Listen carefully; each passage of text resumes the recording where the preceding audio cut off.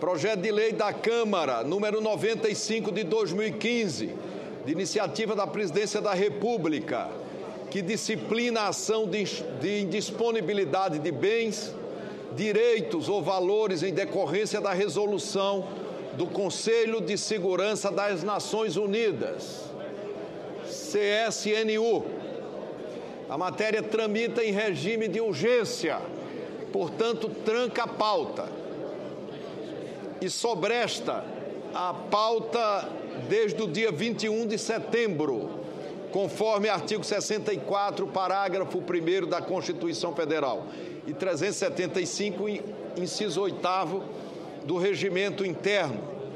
O projeto depende de pareceres da CREA e da CCJ. Não foram oferecidas emendas durante o prazo único regimental.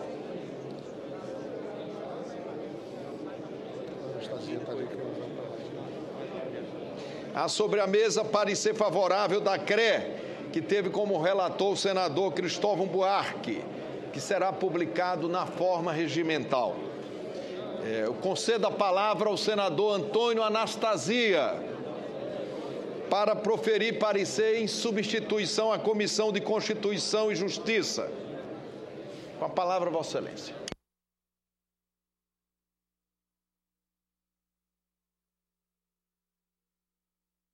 Muito obrigado, senhor presidente, senhoras senadoras, senhores senadores. Passo a ler o relatório. Submete-se ao exame dessa comissão o projeto de lei da Câmara PLC número 95/2015, que disciplina a ação de indisponibilidade de bens, direitos ou valores em decorrência de resolução do Conselho de Segurança das Nações Unidas. No capítulo 1 das disposições gerais, define-se o objeto da proposição e fixa algumas regras sobre a indisponibilidade de bens, com a possibilidade de parte dele serem liberados para pagamento de despesas pessoais necessárias à sobrevivência do interessado e de sua família.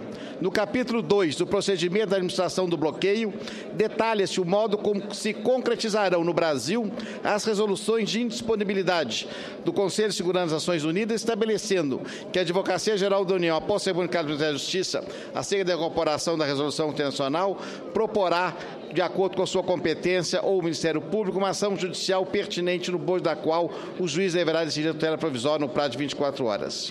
No capítulo 3 das Declarações Nacionais, aponte o caminho a ser adotado para que o CSNU seja comunicado acerca das providências adotadas no Brasil. No capítulo 4, encerra-se a proposição convidando a aplicação subsidiária do Código de Processo Civil e estabelecendo a cláusula de vigência. Inicialmente, a senhora Presidente da República, por meio da mensagem 210/2015, encaminhou para a Câmara dos Deputados projeto de lei que disciplina a ação de indisponibilidade de bens, direitos ou valores por força de resolução do Conselho de Segurança das Nações Unidas. A justificativa dessa medida foi exposta pelo ministro da Justiça, José Eduardo Martins Cardoso, em conjunto com o ministro da Fazenda, Joaquim Levy. Suas excelências apontam para a importância de o Brasil, assim como já fizeram outros países, ter uma disciplina legal específica para viabilizar resoluções de disponibilidade de bens, valores e direitos de pessoas físicas ou jurídicas sujeitas às sanções impostas pelo CNU.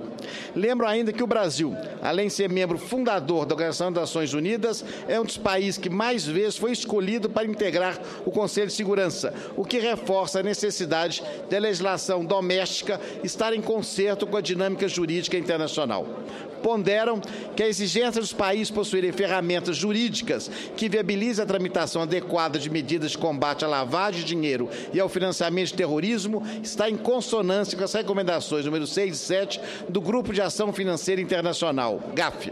Advertem que atualmente o Brasil incorre em grande atraso na efetivação de resoluções internacionais que determinem disponibilidade de bens investigados em crimes internacionais de natureza grave, porque essas decisões judiciais têm de ser submetidas ao moroso rito do procedimento ordinário do Código de Processo Civil. Destacam que, com a presente proposta legislativa, cria-se um rito mais célere e compatível com os direitos e garantias da Constituição Federal Brasileira. A Câmara dos Deputados aprovou o inteiro teor do texto encaminhado pela Presidência da República, com as seguintes modificações. alterou o artigo 4º, caput do texto, a fim de atribuir à AGU e não ao Ministério Público Federal a competência para o exame de ação de indisponibilidade de bens. Ajustou os artigos 9 e 10 para substituir a expressão Ministério da Justiça por União, visto que esta é o ente dotado de personalidade jurídica que figura como parte em processos judiciais envolver interesses de seus órgãos, como o Ministério da Justiça. 3. Adaptou o parágrafo 3º do artigo 5º da proposição para cometer a AGU incumbente de receber comunicações processuais envolvendo o Ministério da Justiça e outros órgãos federais. 4.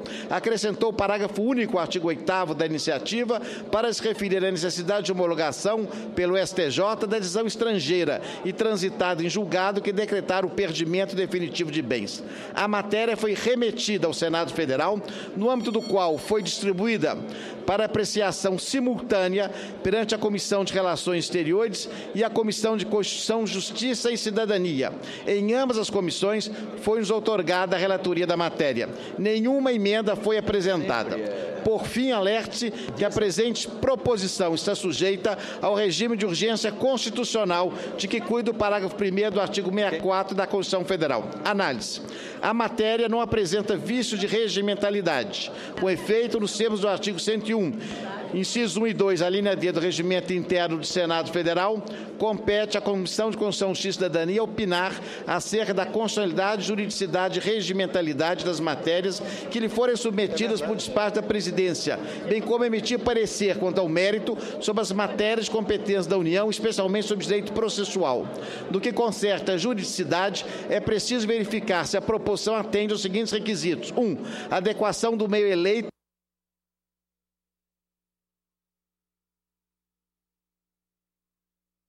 Com a palavra, Vossa Excelência. Muito obrigado, presidente. Normalização da matéria via lei ordinária para alcance dos objetivos pretendidos. 2. Inovação no ordenamento jurídico. 3. Generalidade dos comandos normativos. 4.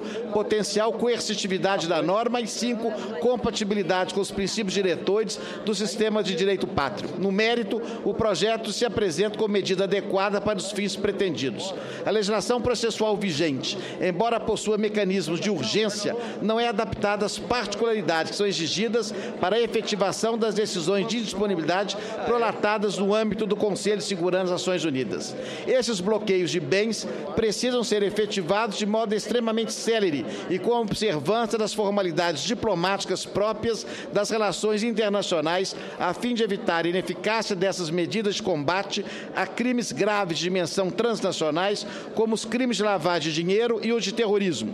Nesse contexto, o Grupo de Ação Financeira, GAF, um organismo internacional dedicado ao combate de crimes deste tipo e do qual o Brasil é membro, reivindica que os países possuam ferramentas jurídicas que permitam o congelamento imediato de recursos e bens pertencentes a pessoas ou entes envolvidos em atos de terrorismo no seu financiamento ou na sua proliferação, conforme se vê nas recomendações 6 e 7 do mencionado GAF. Vários outros países, tanto da Europa quanto da América, já possuem legislação específica que operacionaliza a concretização célere de resoluções do Conselho de Segurança, que determinam a indisponibilidade de bens, o que reforça a necessidade de o Brasil ajustar sua legislação doméstica ao ambiente internacional de combates a crimes transnacionais. Quanto aos aspectos relativos à juridicidade, vale destacar o respeito ao princípio do contraditório e da ampla defesa, ao assegurar ao interessado o direito de expor as razões que entenda oportunas contra medidas de bloqueio, bem como a solução do invocado como fonte normativa subsidiária do Código de Processo Civil, de modo a preencher as lacunas eventualmente existentes na disciplina legal. É preciso, entretanto, conformar o texto da proposição às atribuições constitucionais dos órgãos que são essenciais à atuação jurisdicional do Estado brasileiro, caso a caso. Conforme o artigo 131 da Constituição da República, a Advocacia Geral da União é a instituição que, diretamente ou através de órgão vinculado, representa a União, judicial e extrajudicialmente, cabendo-lhe, nos termos da lei complementar que dispuser sobre sua organização e funcionamento, as atividades de consultoria e assessoramento jurídico do Poder Executivo. Por outro lado, o caput do artigo 127 da Constituição informa que o Ministério Público é a instituição permanente e essencial à função jurisdicional do Estado, incumbindo-lhe a defesa da ordem jurídica, do regime democrático e dos interesses sociais e individuais indisponíveis. Sendo assim, é preciso que a propositura da ação de que trata o presente projeto de lei contemple, tanto o Ministério Público Federal como a Advocacia Geral da União, observadas as respectivas atribuições constitucionais dessas relevantíssimas instituições republicanas. Finalmente, cumpre assentar que a aprovação da presente matéria consagra a tradição de destaque que vem atapetando a trajetória do Brasil no cenário internacional. Voto. Diante do exposto, votamos pela aprovação do projeto de lei da Câmara, número 95, de 2015, com a seguinte emenda. Desse a seguinte redação, artigo 4º ao parágrafo 3º do artigo 5º do projeto de lei da Câmara, número 95, 2015. Artigo 4º. Incorporada a resolução do CSNU, o Ministério da Justiça comunicará ao Ministério Público Federal e ou à Advocacia Geral da União que, observadas respectivas atribuições, proporão no prazo de 24 horas a ação de indisponibilidade de bens, valores e direitos. Parágrafo único. A proposição da ação que tramitará sob segredo de justiça será comunicada ao Ministério da Justiça. Artigo 5º, parágrafo 3º. Efetivado o bloqueio, as instituições e pessoas físicas responsáveis deverão comunicar o fato de imediato ao órgão ou entidade fiscalizador ou regulador de sua atividade, ao juiz que determinou a medida, à Advocacia Geral da União, ao Ministério Público Federal e ao Ministério da Justiça. Senhor presidente, este é o relatório. Muito obrigado.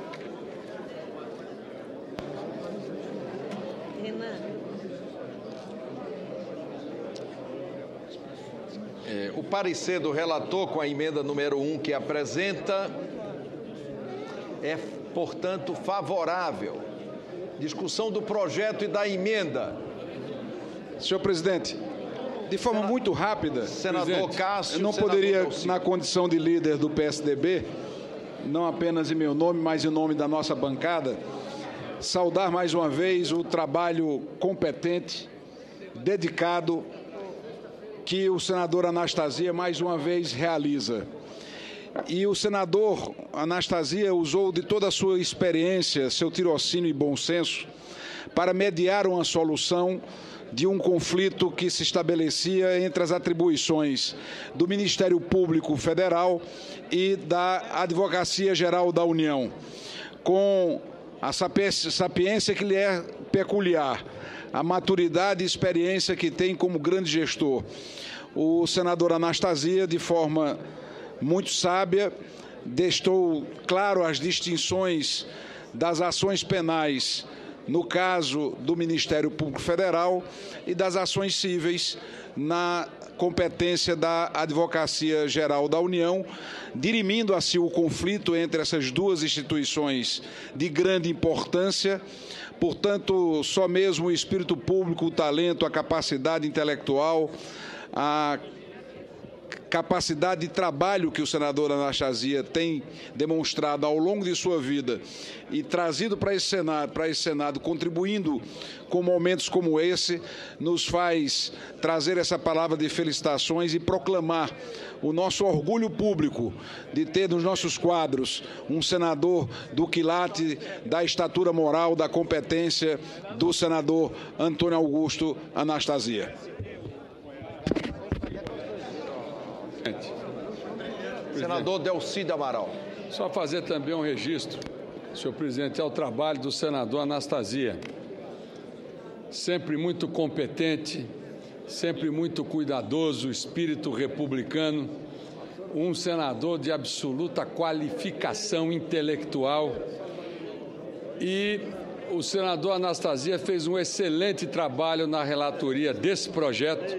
E eu não poderia deixar de registrar, senhor presidente, isso, porque acompanhei toda a engenharia política construída pelo senador Anastasia e nós chegamos num texto que efetivamente atende ao projeto e elimina dificuldades no governo federal mesmo, porque o próprio governo federal encontrou zonas de atrito na proposta inicialmente encaminhada e o senador Anastasia, com muita competência, conseguiu fazer um texto bastante adequado e muito bem entendido por todas as instituições envolvidas. Queria parabenizar o senador Anastasia pelo trabalho.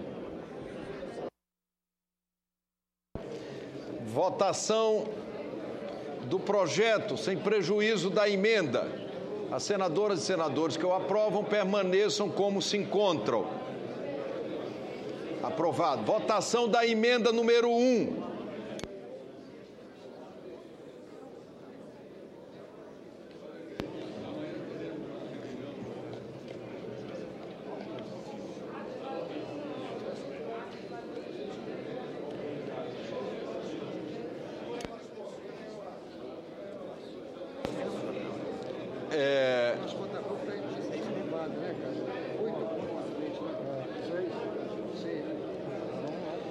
Vamos submeter à aprovação a emenda.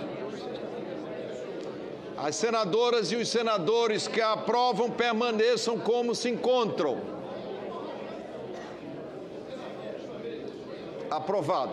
Há sobre a mesa parecer da comissão diretora oferecendo a redação final, que será publicado na forma regimental. Discussão da redação final. Não havendo quem queira discutir a redação final, nós declaramos encerrada a discussão da redação final. Passamos à votação da redação final. Os senadores e senadoras que aprovam a redação final permaneçam como se encontram. Aprovada a redação final, a matéria volta à Câmara dos Deputados.